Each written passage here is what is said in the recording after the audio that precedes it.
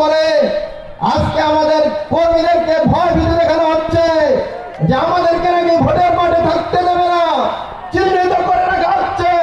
12 তারিখের পরে নাকি আমাদেরকে দেখে নেবে।